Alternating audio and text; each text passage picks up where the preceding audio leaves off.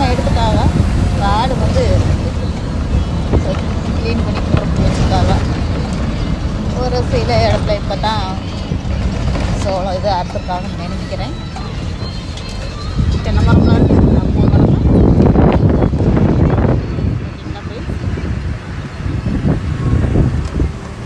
தமிழ்நாடு தென்னை மரம் வச்சுருக்காங்க. தினமும் சூப்பராக இருக்கு பார்க்குறதுக்கு.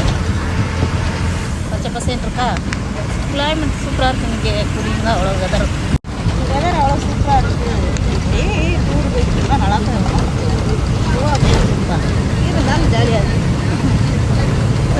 இங்கே ஹாஸ்பிட்டலு, டென்டல், மெடிக்கல் எல்லாத்தையும்